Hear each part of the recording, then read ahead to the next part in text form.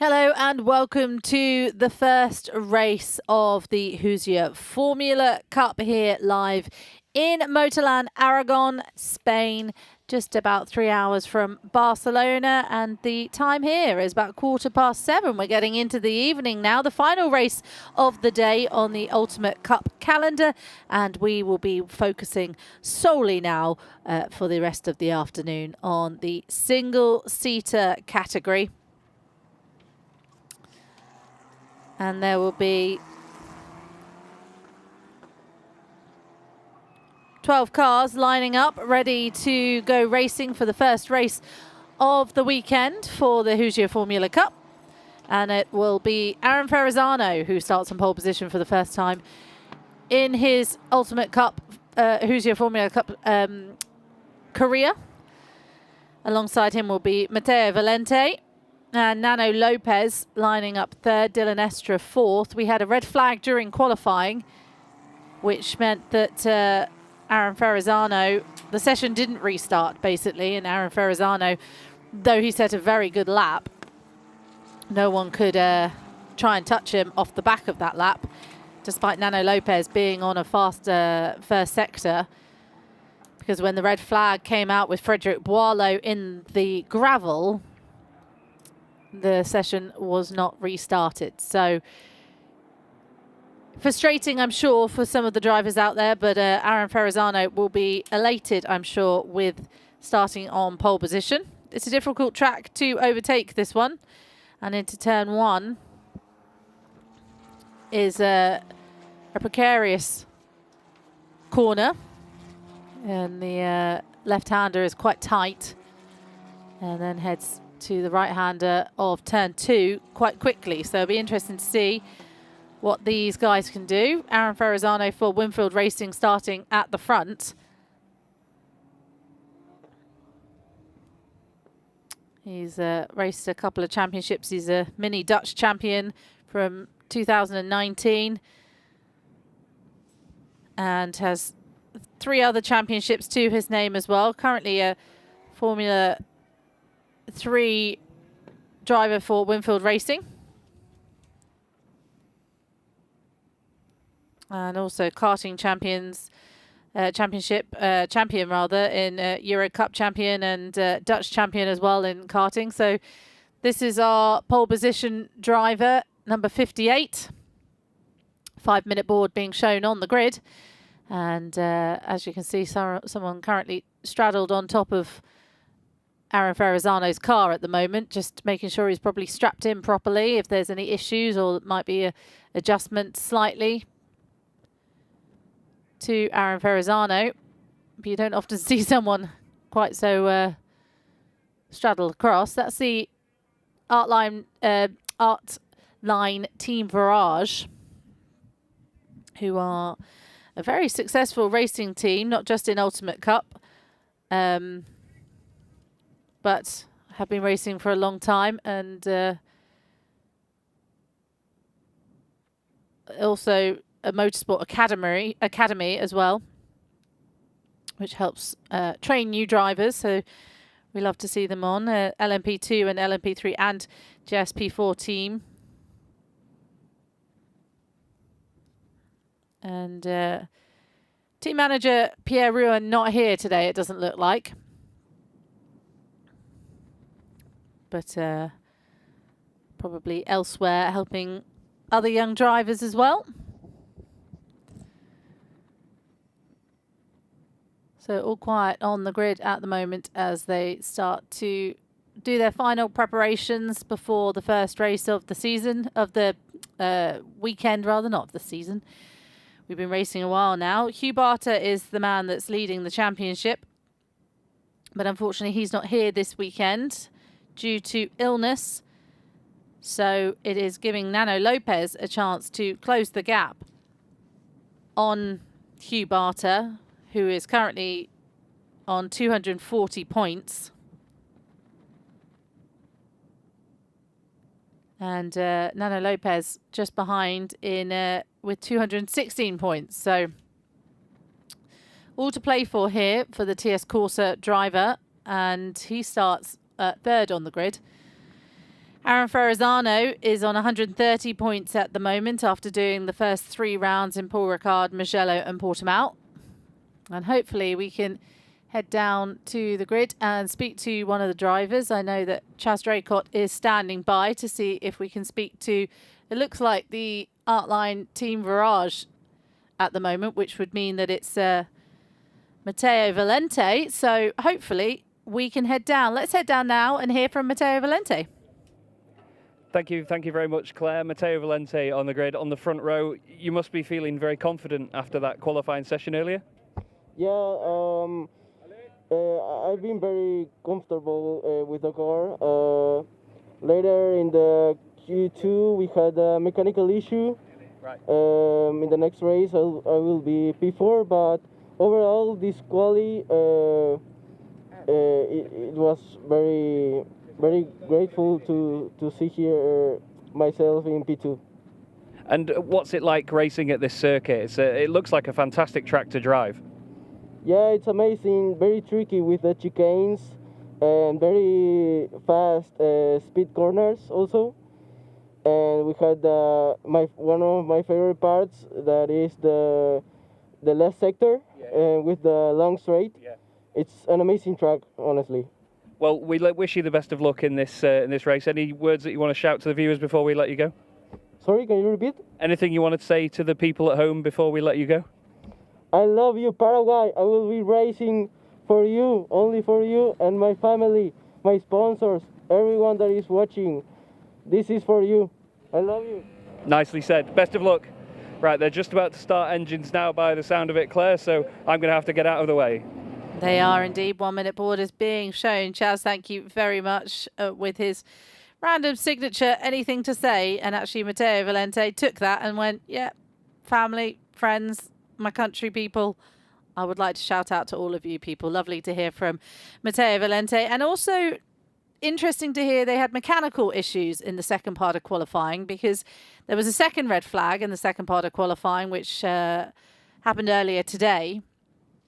And he didn't go out again. And he was, at the time, on provisional pole. And I couldn't work out if he was maybe a bit too confident and couldn't go back out, or if there'd been a mechanical issue. So interesting to know that Matteo Valente was struggling with a mechanical issue for that second part of qualifying. We did see 2 red flags throughout the qualifying sessions. One in the first one from Frédéric Boileau, and Soliane Amrouche was the red flagger in the second part of qualifying after she lost her front wing. So we are heading out on the formation lap now to go racing very shortly. And like I said, Hugh Barter not here, the championship leader as it stands. So it gives everyone else the chance just to close the gap a little bit on Hugh Barter.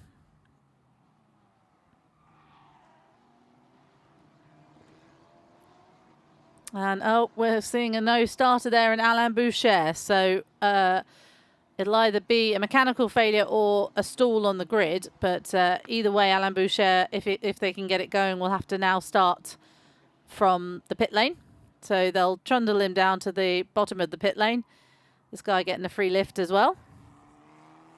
And the team will run over, Team Lamo, and they'll push him to the end of the pit lane and bump start him, basically. They must have had a stall on the grid, and it's safer to then bring him into the pit lane and start him there. So it's a long run down to the end of the pit lane. It's a long stretch here, but I'm sure the Team Lamo team have done this before and will get it done in time, as long as there's no mechanical issues.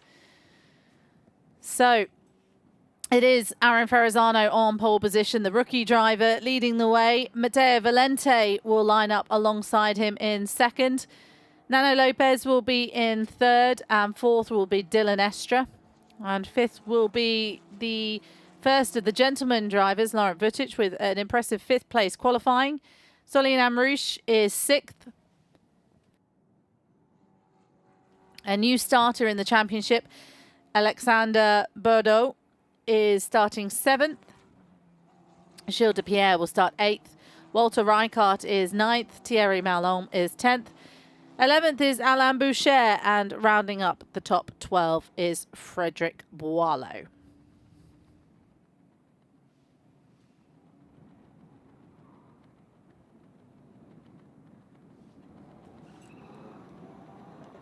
So the cars will make their way round the final few corners to get racing underway and line up in their positions. As you can see, car number 58 there being told where to park, and it's at the front for Aaron Ferrazzano.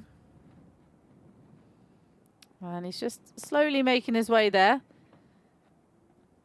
Doesn't want to overshoot where he needs to be. Edge a little bit more forward, Aaron, and you'll be right on the money. Alongside them then, Matteo Valente, and the final car just rounding up the top 12 behind is Frederick Boileau, car number 4. And once you see a green flag being waved at the back, we will be ready to go racing. Windier out there, conditions are getting more difficult for these drivers. And it's a long hold for the drivers, but the green flag is being shown. So we're getting racing for the first race of the Hoosier Formula Cup. And it is Aaron Ferrazzano on pole position. Lights are out and we go racing in Aragon. And it's a good start, though, from Aaron Ferrazzano, but nearly actually collides into the side of Matteo Valente, who went very aggressive into turn 1, almost coming over the line of the pole sitter, Aaron Ferrazzano. It seems that, though, Aaron Ferrazzano has managed to get through car number 58, and everyone seems to have got through the first few corners quite unscathed. A bit of a wobble there for Matteo Valente, who nearly loses it slightly. Soliane Amrouche there is slotted into 5th. I think she's gone up 1 position behind Laurent Vutic, but all seems to be quite a clean start here. And a couple of drivers there, Matteo Valente going wide and losing a position, it looks like, to Nano Lopez there. And yes, big lock up from Nano Lopez, and it's Dylan Estra at 3 wide. Oh, and that's a big cut of the chicane and a bumpy start for Matteo Valente, who takes the corner quite hard there. So the battle continues between Matteo Valente, Nano Lopez and Dylan Estra for that second place. At the moment, it seems to be Matteo Valente who's in front, but will he get to keep that? Was he in front already? That's something the stewards, I'm sure, will have a look at. Nano Lopez slots into 3rd place then with the Dylan Estra just behind, and Dylan Estra looking quite racy out there and ready to try and see if he can get round Nano Lopez. You have to remember, Nano Lopez is fighting for a championship here, and it's the championship that Enzo Richer won last time out and is now racing in both the GT Endurance and the Prototype. So it's a championship that is very good at elevating you as a racing driver. So Matteo Valente holding up the pack a little bit here.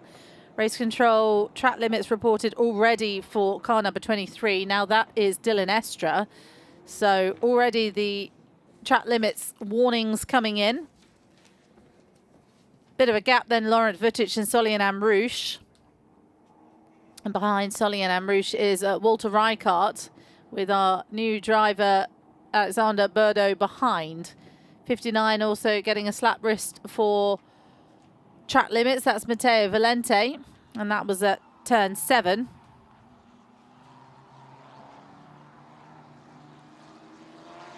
So Aaron Ferrazzano running away with this one as it stands at the moment. Bit of clean air out there, and he's setting fastest lap after fastest lap.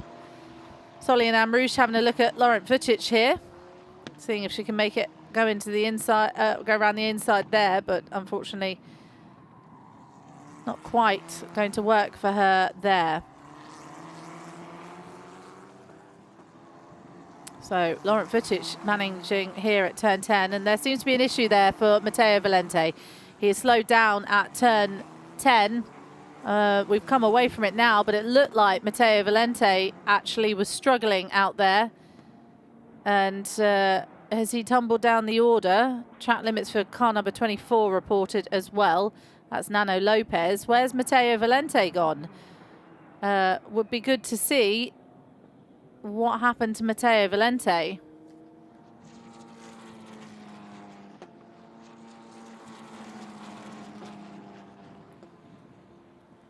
So hopefully we'll be able to see what happened to Matteo Valente. There's yellow flags at turn 11. Well, Matteo Valente, when we last saw him, was struggling around turn 10. So I would assume we've got an issue now at turn 11, which is Matteo Valente.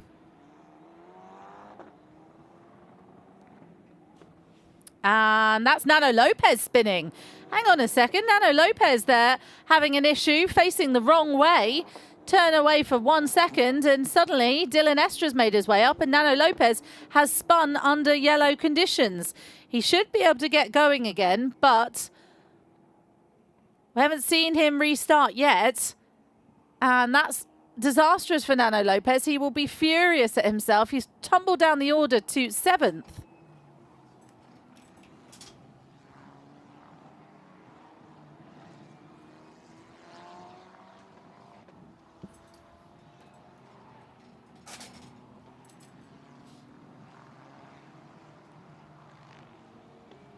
So hopefully we will be able to see what's happening at turn 11, and I can only assume that it's Matteo Valente stuck at turn 11.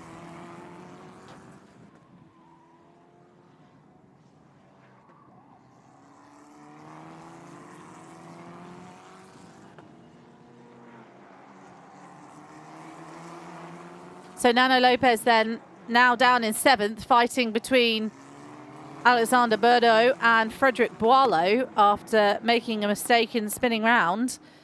And yeah, we'll be frustrated with that one, will be the Argentinian. He's making a move now on Alexander Berdo, and that's not a battle that Alexander needs to get involved in, really. So he says, all right, off you go, no worries. Can this be the great comeback from Nano Lopez? Aaron Ferrazzano absolutely bossing it at the front with a 4-second lead. So quite comfortable lead at the moment for Aaron Ferrazzano. But what can Nano Lopez do from here?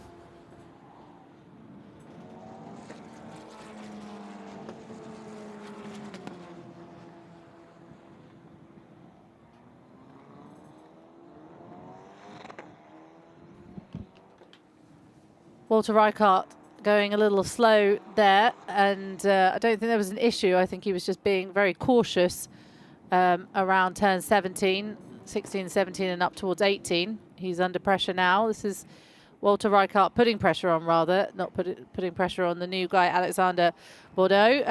Chaz Draycott has joined me back in the commentary booth, and disappointment then for Matteo Valente, who told you on the grid that he had a mechanical failure at the end of Q2, which is something that we talked about at the time, and now it seems that he's stuck at turn 11. Yeah, massive shame for him as well, and I mean, you heard it from his interview. He was very confident about starting on the front row of the grid. He was really pleased to be there as well. But yeah, massive shame. Strange conditions out there at the moment, because it's so humid. It just feels wet everywhere you walk in. And it's just still so hot, but obviously the sunshine not bearing down on the circuit. So there's quite a lot for the drivers to think about here, I reckon. Well, that thing that we saw from Matteo Valente at the beginning of the race, which was at turn 1, is going to be looked at, overtaking on track limits at turn 1. It'll be reviewed after the session. Well, he's out the race. So, I mean, Gilles de Pierre then going wide at turn 10. Yeah, it was turn 10, wasn't it? Turn 10 now under pressure from Gilles de Pierre, who is actually fighting it out with Thierry Malholm, and Thierry Malholm has managed to get past Gilles de Pierre there. There's been the incident down at turn 16 has been noted for now, which was between the 23 machine of Dylan Estra and, of course, Nano Lopez. Nano setting purple sectors on the way there. Yeah, unfortunately, we didn't quite see what happened. We just saw Nano Lopez facing the wrong way. So I don't have an opinion either way on that. All I know is that Nano Lopez was facing the wrong way. So it would sound like Dylan Estra and Nano Lopez have had a coming together. So interesting to see who was at fault into that one. It might have been a 2 don't make 1. Nano Lopez, however, fighting back, dropped down to 7th and now setting the fastest lap on his 4th lap with 11 minutes left. So Nano Lopez trying to get back where he was, which was 2nd place a minute ago, because he knows how important it is, doesn't he, Chaz, for the fact that Hugh Barter is not here this weekend. Yeah, he has to capitalise while he's got the opportunity. He's been given some basically free points. Everything that he can score this weekend will be free points. over Hugh Barter, so has to make the most of it. And yeah, I think he'll be a little bit annoyed to have not been in a more opportune position, but he's right up behind Amrouche right now for 4th place, trying to make the move, and will be, I imagine, waiting for the slipstream down the back straight. Here is that battle now. Lock up then from Solly and Amrouche there, and almost lets Nano Lopez through. She goes wide and onto the curbing, and I fear that's Nano Lopez straight through. So not much of a fight there from Solly and Amrouche. They are battling for the same championship as in terms of the rookie championship and overall positions. So Solly and Amrouche maybe struggling a little bit out there, but Nano Lopez also an incredibly fast driver, carving his way through at the moment and makes his way up to 4th. Car 23 then is under investigation for causing a collision at turn 16, and that is between Dylan Estra and this man here, Nano Lopez, who obviously got turned with a touch from Dylan Estra, whether it was whichever way it went, the stewards are taking a look at it because they're not convinced it's one person's fault. So Nano Lopez, though, making the best of a bad situation here and finding his way back through. Dylan Estra has, it's happened before. We've seen Dylan Estra get a bit too aggressive occasionally in the heat of a battle. And I'm trying to remember specifically. I can think of one, but I can't think of it off the top of my head, if you know what I mean. But he definitely got into a bit of hot water for a collision, and Solly and Amrouche not looking particularly comfortable in that. A bit of a twitch as she came around the fire. Where is she? She's up. Just up to turn 4 at the minute. Yeah. Oh, yeah, 95. There she is. There is a 5-second time penalty for track limits, so Dylan Estra's day could go from bad to worse. He's currently running 5th at the moment. He's under investigation, and he's just got a 5-second time penalty, and that actually would drop him behind Laurent Vutic. Oh, no, it wouldn't. No, he would be fine, actually, even if he got a 5-second time penalty at the moment. Laurent Vutic having a great race. The gentleman driver up in 3rd at the moment. He had a very strong qualifying session and now seems to be doing pretty much what he wants to do at the moment in 3rd place. So a strong performance from the Swiss. Yeah, absolutely. Really showing his best out there at the minute. We've had, a 10-second time penalty as well for Dylan Estra for causing the collision down at turn 16. Here is the latest potential conquest of Nano Lopez now as he gets up behind Laurent Vutic. They head down the back straight and look at the slipstream coming into play here. He's only got one. Oh, I was going to say he's only got one way to go, but he's definitely not. Goes right, then goes left. And he's going to have this on the inside into turn 16. And so long as he doesn't go too late on the brakes, he'll be all good. And Vutic shouldn't be able to get a cutback of any kind. Nicely done by Nano. Another fantastic recovery drive. Bit of a slide on the exit, but he's through. And now he's got a 5-second penalty for track limits. There's Nano Lopez. So we've got Dylan Estra with 10 seconds and Nano Lopez with 5 seconds that we need to take into consideration before the end of this one. Yeah, no mandatory pit stops. So we'll have to do the maths, which is unfortunate because I failed maths twice. What we will know is that Aaron Ferrazzano is 5 seconds ahead at the moment. So hopefully if he doesn't get a 5-second time penalty, we should be all right. Yeah. Let's not speak too soon. Nano Lopez then with a 5-second time penalty. That would drop him probably back down to 5th because he's got 4 seconds. Yeah. Solly and Amrouche is 5 seconds behind them. Yeah, I think he'd be 4th. He'd only lose the 1, I think. Yeah, I think he would just drop back behind Lauren. Yeah. Ooh. I did some maths there. But Dylan Estra, though, will lose. Oh, he's 14 seconds clear in Nano. No, that's the thing. Dylan's doing all right. He's got enough of a buffer at the moment, as long as he doesn't get another one, to actually be, as long he needs to pull out maybe another second from Nano, but it depends what Nano's going to do. Anyway, still got 6 minutes left of the race to try and work all that out. Yeah. Still plenty of time. Yeah, exactly. And this is Frederic Boileau under pressure from Thierry Malholm. They've been having a battle throughout the whole race, and it looks like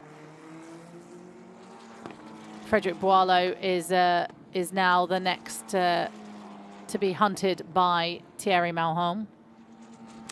Nano Lopez putting his foot down out there and setting a fastest second sector, and actually has managed to close the gap once again. Be crossing the line any moment now, so we'll see what the Yeah. time comes out as. Until he crosses the line, it says he's a lap down, of course. Yes, I know. So I looked up and I was like, I can't tell you because it was a lap down. It was a personal best in the third sector, and he has not taken much time out, really, of Dylan. So not really worth talking about. Fastest person on track, though, at the moment still. Ding, is ding. Nano Lopez. Go on, Nano. He is absolutely flying. And speaking of a time difference between two drivers, though, these two that you mentioned just a moment ago, Thierry Malholm and Frédéric Boyot, there is, well, it was 1.8 seconds on the previous lap. There's been a warning flag to car 58, which is our race leader, Aaron Ferrazzano. Don't do it to me, Aaron. Don't do it to me. Come on, we've got 5 minutes. Just keep it in the lines. That was the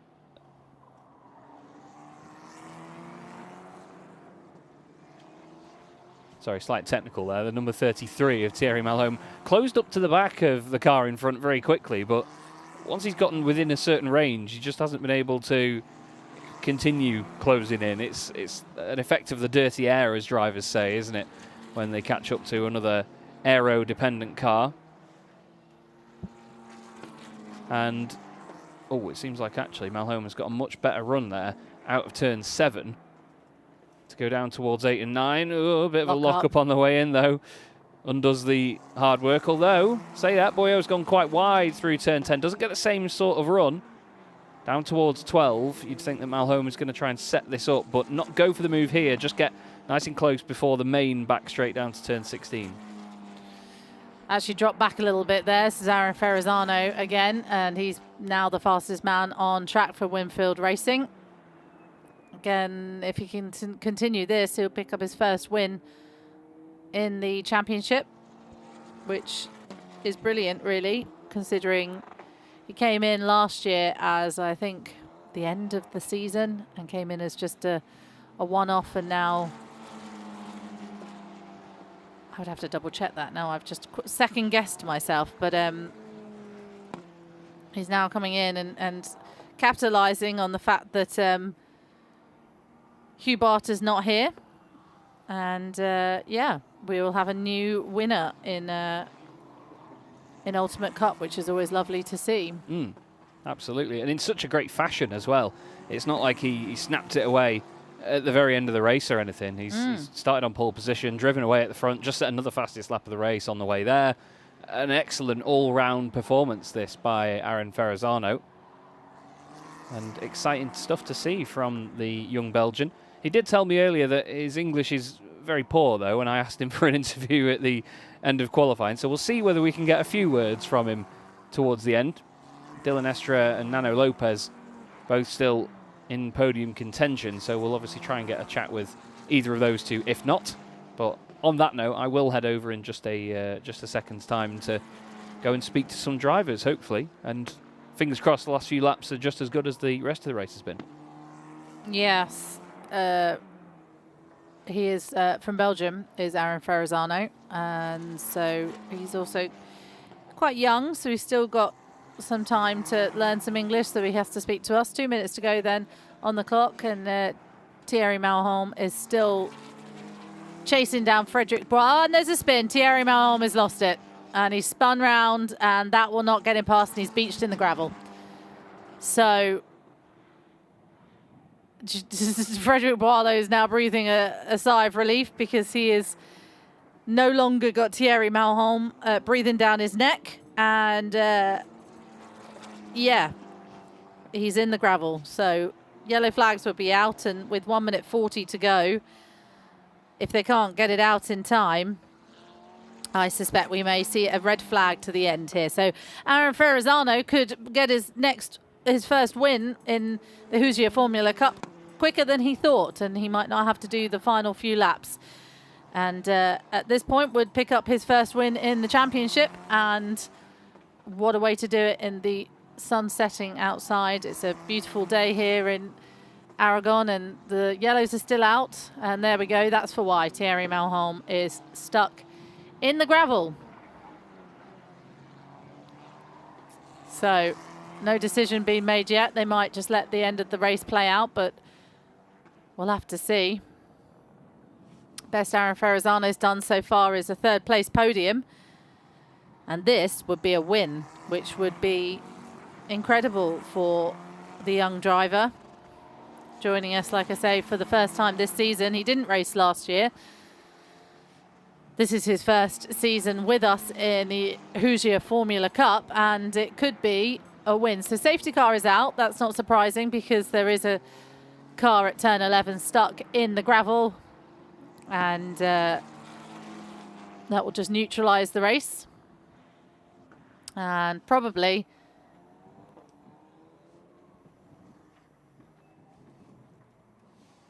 how it ends.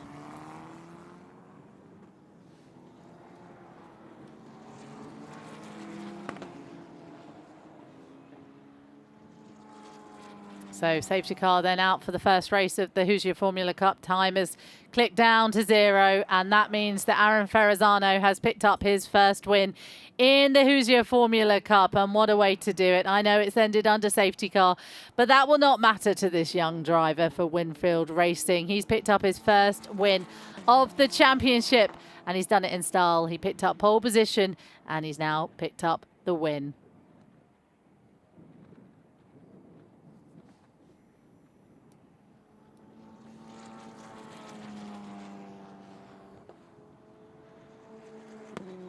So they'll just make their way around for the final part of this lap. But nothing can take this win away from Aaron Ferrazzano. He just needs to keep it safe and turned on behind the safety car to take the checkered flag. But it will be a win for Aaron Ferrazzano. The rest will take a little bit of time to kind of work out. It's Dylan Estra may have got third place after his penalties. He's 11 seconds behind Nano Lopez, well, 12 seconds behind, and he's got a 15-second time penalty. Nano Lopez, though, has a 5-second time penalty, so it'll take a little bit of a while to work that one out. Nano Lopez managed to get himself up to third after having contact with Dylan Estra, so they'll both be on the podium, so I wonder if there'll be a few questions being asked there, and if Dylan Estra hasn't managed to make it to the podium, it will be Laurent Vutic, who has won the gentleman class.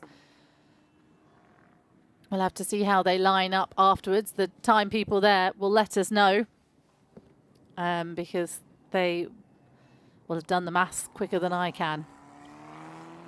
Still not actually taken the checker flag yet. Where are they?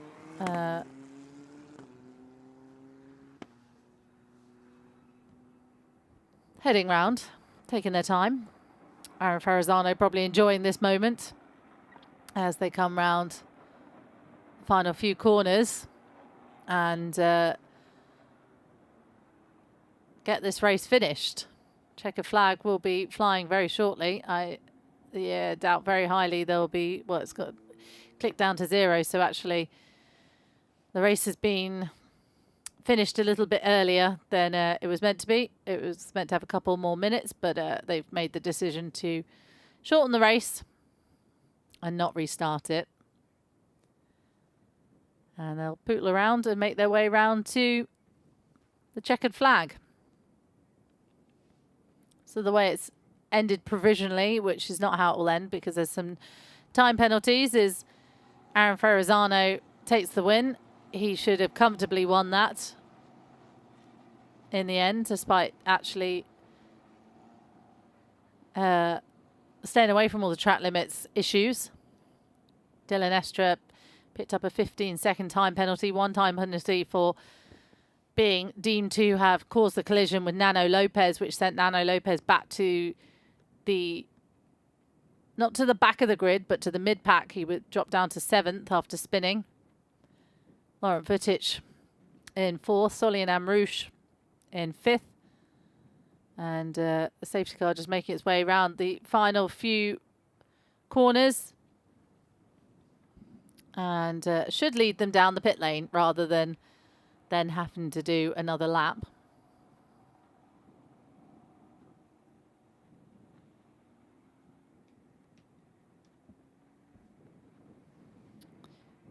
A good debut from Alexander Berdo as well, who's finished 6th, picks up points in his first race in the Hoosier Formula Cup. And the checker flag is out. Of course, we haven't even taken the checker flag yet, silly me. I was trying to think about the safety car, bring them back in, but actually, of course, they won't bring them back in because they needed to take the checker flag first. So the safety car came in to take the checker flag, but they still have to make their way round to finish the race. Race finishes then under the safety car. Well, sort of, but not. And the checker flag is out, and it's Aaron Ferrazzano who wins his first race in the Hoosier Formula Cup. Laurent Vutic then. So it has worked out, and actually the timings are quite significant in terms of Nano Lopez and Dylan Estra. So Aaron Ferrazzano takes the win. Laurent Vutic finishes 2nd, which is really impressive for Laurent Vutic. Solian Amrouche gets her first podium as well in the Ultimate Formula Cup. Alexander Berdo then makes his way up to 4th. Walter Reichardt 5th. Frederic Boileau 6th. Gilles de Pierre 7th. Nano Lopez drops all the way down to 8th. And I knew Dylan Estra would be probably off the podium, but I didn't realise it would be quite as far down in 9th. So that's a big oh dear, Thierry Malholm's still in the gravel, but that is a big hit of penalties there. Matteo Valente unfortunately didn't finish the race after the car stopped basically at turn 10, and Alain Boucher also, well, he didn't start actually. Oh yeah, because he stalled on the grid and there must have been a mechanical failure that meant they couldn't start the race. Or the car didn't start on the grid, which is the reason.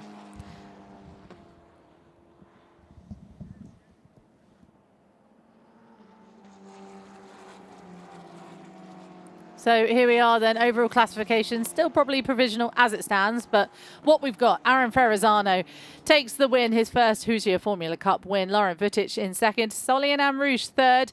Overall podiums for both those two, all of these debuts podiums. And we've got Berdo in 4th, Reichardt in 5th, Boileau in 6th, Gilles de Pierre 7th, and Nano Lopez all the way down in 8th. 9th was Dylan Estra after coming together and being deemed to have caused a collision with Nano Lopez, and Thierry Malholm finishes the race in the gravel. So disappointing for Thierry Malholm. And I'm sure Nano Lopez will be furious after that race, because not only did he make his way back up through the order once having the contact with Dylan Estra, but he got a 5-second time penalty. I wonder if he got another one or if my maths was just that bad, but he got a 5-second time penalty, and that meant that he dropped all the way out of the top 5. So brilliant performance. Let's concentrate on the people that have done something quite incredible today. Aaron Ferrazzano jumps on top of his car for Winfield Racing. He's pleased with that one, and you would be pleased as well if you'd started pole position. Solian Amrouche also punches the air. A great podium for her. She's had a tough season so far, and that's her first podium overall in the Ultimate Formula Cup. And also for Laurent Vutic, the gentleman driver, also on the podium overall. So Laurent Vutic is the gentleman winner and the gentleman highest finisher overall. And I'm still really impressed with Alexander Berdo. I know, like, some of it was obviously a bit of penalties and things like that, but I think that's Chaz just asking Laurent Vutic if he spoke English, and I think it was a firm negative, so he's going to go and try someone else, see if they speak English. And worst comes to worst, you can always ask people to speak in their native languages. That's what I tend to do. Solian Amrouche might speak English. She might be a good one to speak to. And always difficult with when you're trying to get an interview with someone, because you feel disrespectful not speaking their language, but unfortunately can't learn it in 10 seconds. And unfortunately, Chaz doesn't speak Belgium, so he may struggle down there. But yeah, you can always ask them to speak in their native language, and it's a nice way of doing it to make everyone feel good. And so Aaron Ferrazzano then, as you can see, speaking to his Winfield Racing team. And I can see Nano Lopez is down there as well, actually. And he's chatting to someone, not sure who he's chatting to. But he seems to be speaking to the TS Corsa team. And there's a lot of moving around with his hand. So he's just in the blue race suit closest to us. And he looks unhappy with what happened. So speaking to the TS Corsa team, and there he is walking away. So you can know he must be very disappointed in that as well, and I appreciate that. But it is Aaron Ferrazzano's day, and I do hope we could get a couple of words with him and see what happens. I can see Chaz bartering to see if he can get a word, and Aaron Ferrazzano might give it a go, you know. He's gonna give it a go. So I think we should head down and see what Aaron Ferrazzano has to say to Chaz Draycott. Thank you very much, Claire. Aaron, first off, congratulations. Thank you. Your first win in the series. How do you feel? Oh, amazing. Very happy. Yeah, I think we have a good speed. Yeah, I just want to thank my team because amazing work. I'm so happy. And what's this circuit like to drive in these cars? It looks fantastic from where we watch at home. Yeah, it's an amazing track. I love it. So yeah, it's the track of MotoGP. So yeah, amazing. And do you feel confident now for tomorrow and the future races? Yes, for sure. I continue to work with the team, but I think we have a good speed. So let's see what we can do tomorrow. Fantastic. Well, thank you very much, Aaron. Well, very well done. Thank you. Thank you. So that is going to round out the action here today here at Motorland Aragon. It's been a fantastic day of racing, I'm sure you'll all agree. We've had lots of different categories providing many levels of entertainment, but the Hoosier Formula Cup is just a small category that will be joining us back again tomorrow. There's an absolute ocean of racing joining us again, going from 4-hour races to 25-minute sprint races, and we'll be back with you in the morning bright and early. Claire and I will see you then. Have a fantastic evening.